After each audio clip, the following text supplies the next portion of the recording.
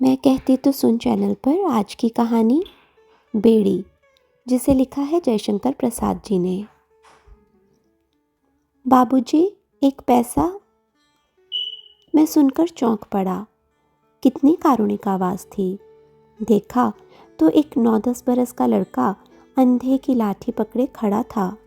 मैंने कहा, सूरदास, यह तुमको कहाँ से मिल गया? अंधे को अंधा न कहकर सूरदास के नाम से पुकारने की चाल मुझे भली लगी। इस संबोधन में उस दीन के अभाव की ओर सहानुभूति और सम्मान की भावना थी, व्यंग्य न था। उसने कहा, बाबूजी, यह मेरा लड़का है, मुझ अंधे की लकड़ी है। इसके रहने से पेट भर खाने को मांग सकता हूँ और दबने कुचलने से भी बच जाता हूँ। मैंने उसे इकन्नी दी। बालक ने उत्साह से कहा, आहा, इकन्नी। बूढ़े ने कहा, दाता जुग जुग जियो।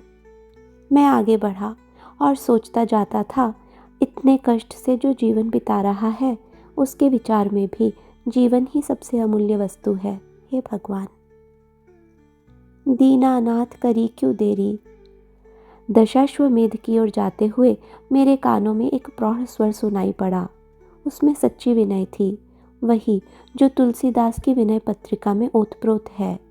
वही आकुलता, सानिध्य की पुकार, प्रबल प्रहार से व्यथित की कराह, मोटर की दंभ भरी भीषण भोंभों में विलीन होकर भी वायुमंडल में तिरने लगी। मैं अवाक होकर देखने लगा। वही बूढ़ा, किंतु आज अकेला था। मैंने उसे कुछ देते हुए पूछा, क्यों जी, आज वह तुम्हारा लड़का कहाँ है? बाबूजी, भीख में से कुछ पैसे चुरा कर रखता था, वही लेकर भाग गया। न जाने कहाँ गया। उन फूटी आंखों से पानी बहने लगा। मैंने पूछा, उसका पता नहीं लगा? कितने दिन हुए? लोग कहते हैं कि वह कलकत्ता भाग गया। उस नटखट लड़के पर क्रोध से भरा हुआ मैं घाट की ओर बढ़ा। वहाँ एक व्यास जी श्रवण चरित की कथा कह रहे थे। मैं सुनते सुनते उस बालक पर अधिक उत्तेजित हो उठा।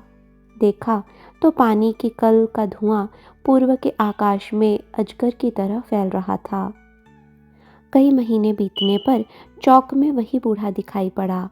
उसकी लाठी पकड़े वही लड़का अकड़ा हुआ खड़ा था। मैंने क्रोध से पूछा, क्यों बे, तू अंधे पिता को छोड़कर कहाँ भागा था? वह मुस्कुराते हुए बोला, बाबूजी, नौकरी खोजने गया था। मेरा क्रोध उसकी कर्तव्य बुद्धि से शांत हुआ। मैंने उसे कुछ देते हुए कहा, लड़के, तेरी यही नौकरी है, तू अपने बाप को छोड़कर न भागा कर।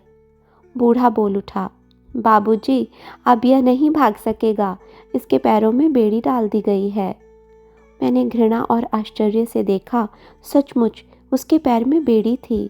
बालक बहुत धीरे धीरे चल सकता था। मैंने मन ही मन कहा, हे भगवान, भीख मंगवाने के लिए बाप अपने बेटे के पैर में बेड़ी भी डाल सकता है? और वह नटखट फिर भी मुस्कुराता था। संसार तेरी जय हो। मैं आगे बढ़ गया। मैं एक सज्जन की प्रतीक्षा में खड़ा था। आज नाव पर घूमने का उनसे निश्चय हो चुका था।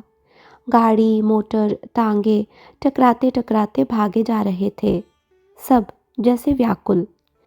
मैं दार्शनिक की तरह उनकी चंचलता की आलोचना कर रहा था।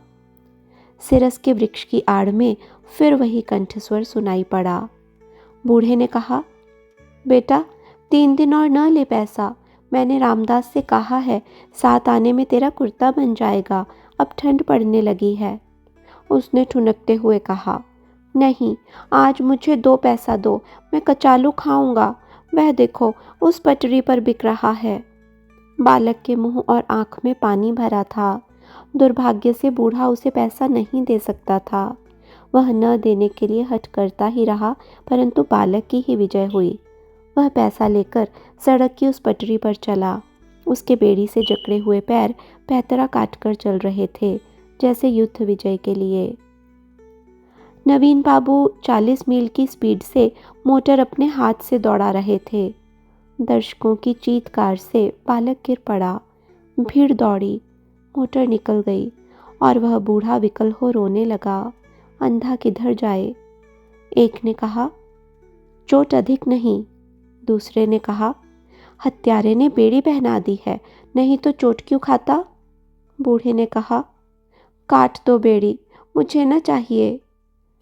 और मैंने हतबुद्धि होकर देखा कि बालक के प्राण पखेरु अपनी बेड़ी काट चुके थे। धन्यवाद दोस्तों। आशा है आपको यह मार्मिक कहानी पसंद आई होगी।